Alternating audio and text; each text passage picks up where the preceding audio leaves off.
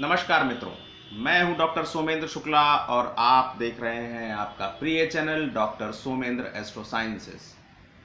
मित्रों, जिन लोगों ने चैनल सब्सक्राइब नहीं किया है उनसे रिक्वेस्ट है कि ज्योतिष विज्ञान की सबसे सटीक और प्रामाणिक जानकारी मैं इस चैनल के माध्यम से आप तक पहुंचाता रहता हूं, तो कृपया इसे सब्सक्राइब कर लें और बेल आइकन दबा दें, जिससे कि मेरे द्वारा डाले जाने वाले वीडियोस सबसे पहले आप तक पहुंच सकें। मित्रों, चुनाव का समय चल रहा है और चुनाव में कुछ एक बड़े महत्वपूर्ण लोगों की कुंडलियों का मैंने विवेचन किया और इसी श्रृंखला में मैंने राहुल गांधी जी की, प्रियंका गांधी जी की, नरेंद्र मोदी जी की कुंडलियों का विवेचन किया सूक्ष्मता से और उन्हें अपने YouTube चैनल पर पोस्ट किया हुआ है, जिसका आपको भरपूर प्यार मिल रहा है।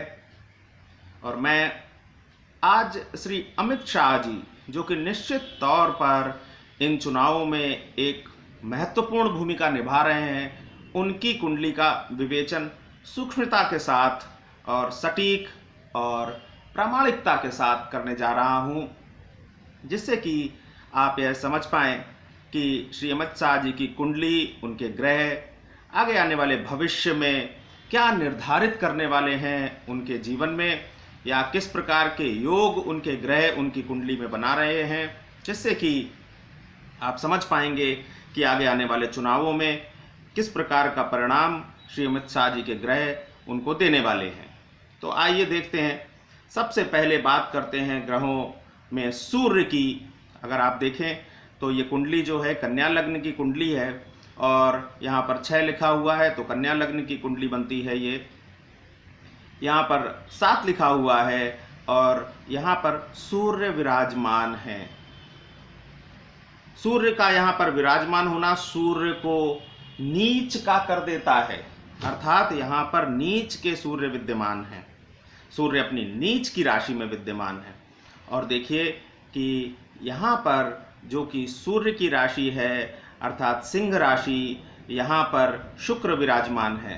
तो शुक्र की राशि अर्थात तुला राशि, इसमें नीच के सूर्य विद्यमान है और सूर्य की राशि सिंह राशि जिसमें शुक्र विद्यमान है।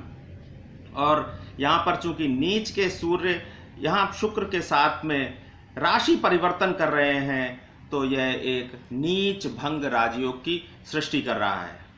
तो यह एक बड़ा महत्वपूर्ण योग जो सूर्य और शुक्र राशि परिवर्तन के द्वारा पैदा कर रहे हैं, वह श्री अमित शाह जी की कुंडली में निश्चित तौर पर एक राजयोग की स्थापना कर रहा है। बात करते हैं और दूसरे ग्रहों की। तो मंगल भी यहाँ पर देखिए आप, मंगल कर्क राशि में विराजमान है। कर्क में मंगल नीच के होते हैं, एक सूर्य भी नीच के हैं और यहाँ पर एक देखिए मंगल भी नीच के हैं। तो कर्क राशि में जो मंगल है वो नीच के हैं और कर्क राशि के स्वामी होते हैं चंद्रमा।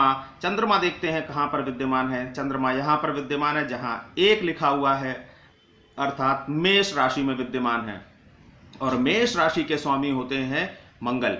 तो मंगल नीच के होकर चंद्रमा की राशि में और चंद्रमा मंगल की राशि में विराजमान है। इस प्रकार से राशि परिवर्तन यहाँ पर भी हो रहा है और दो नीच भंग राजयोगों की सृष्टि श्री अमित शाह जी की कुंडली में यहाँ पर ग्रहों के द्वारा की जा रही है।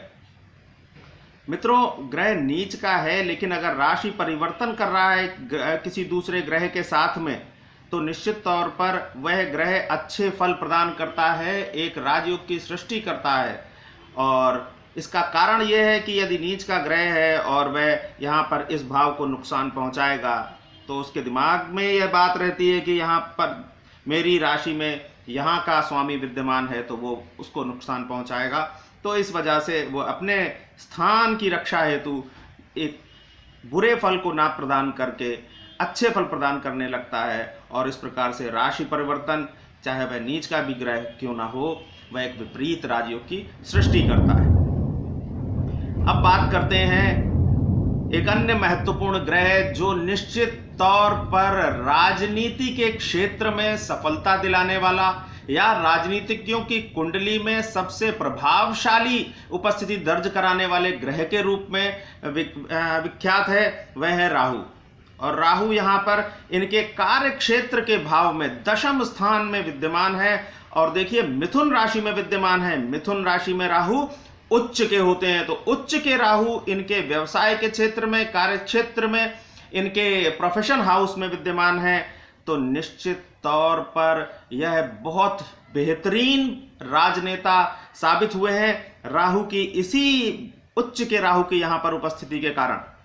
और उच्च के राहु यहां से अपनी पंचम दृष्टि देखिए इस भाव पर डाल रहे हैं, धन भाव पर डाल रहे हैं, जहां पर सूर्य एक ऑलरेडी राजयोग की सृष्टि कर रहे हैं। और ये राहु सुख भाव पर अपनी सप्तम दृष्टि डाल रहे हैं, जहां पर केतु विद्यमान है। तो निश्चित तौर पर यह भाव भी राहु के द्वारा दृष्ट है और शुभ प्रभाव दे रहा है।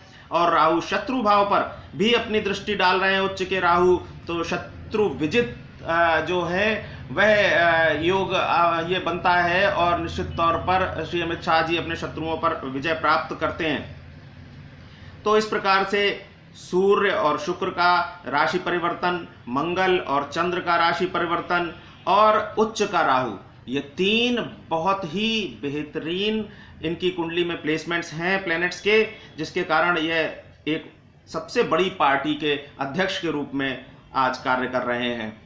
अगर आगे देखें तो अगर शनि की प्लेसमेंट देखें तो शनि शत्रु भाव में विराजमान है और यहाँ पर शनि स्वयं की राशि में विराजमान है। तो शनि जब स्वयं की राशि में विराजमान है और देखिए 6, 8 और 12 इन स्थानों के स्वामी अगर 6, 8 और 12 में कहीं पर प्लेस्ड होते हैं तो वह विपरीत राजयोग का निर्माण करता है। तो इस प्रकार से शनि यहाँ पर विपरीत राजयोग का निर्माण कर रहे हैं, जो कि यहाँ पर कुंभ राशि में विद्यमान है, जो कि उनकी स्वयं की राशि है, जिसके स्वामी वे स्वयं हैं। तो एक विपरीत राजयोग का भी यहाँ निर्माण हो रहा है। तो इस प्रकार से आपने देखा कि इनकी कुंडली में योगों की जो है वो भरमार है और इसी वजह से विश्व की सबसे बड़ी पार्टी के अध्यक्ष के रूप में आज कार्य कर पा रहे हैं। और अगर देखें कि आगे आने वाले समय में कैसा इनके साथ में ग्रहों के द्वारा व्यवहार किया जाना है, आगे आने वाला समय इनका कैसा है, आगे आने वाले चुनावों में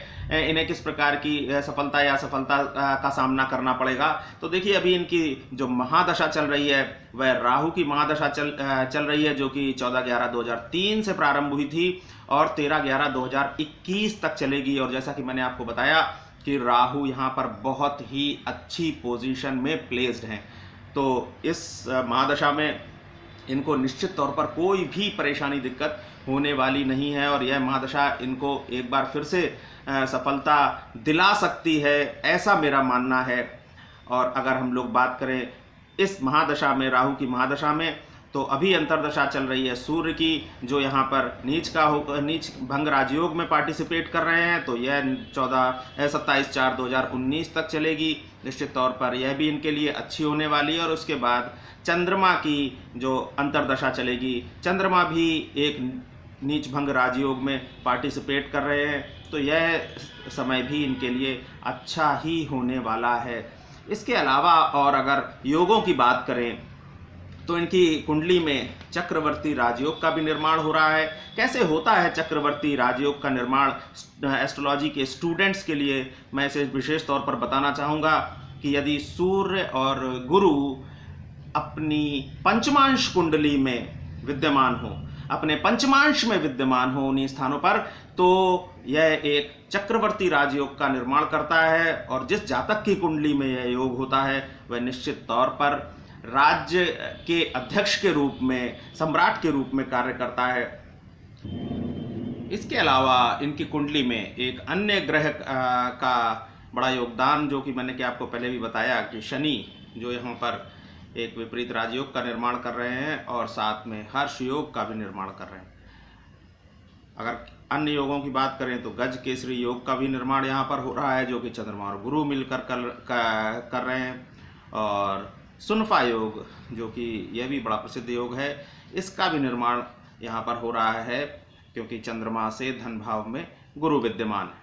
तो इस प्रकार से श्री अमित शाह जी की कुंडली के उन पहलुओं का हमने अध्ययन किया जो राजनीति से संबंधित हैं, इनके व्यक्तिगत जीवन से संबंधित पहलुओं का, इनके स्वास्थ्य से संबंधित पहलुओं का अध्ययन हमने नहीं किया है। इसमें केवल और केवल उन पहलुओं का अध्ययन किया है जो इनके राजनीतिक जीवन से संबंधित हैं, इनके कैरियर से संबंधित हैं, इनके व्यवसाय से संबंधित हैं, इनके जो इनका प्रोफेशन है उससे रिलेशन रखते हैं।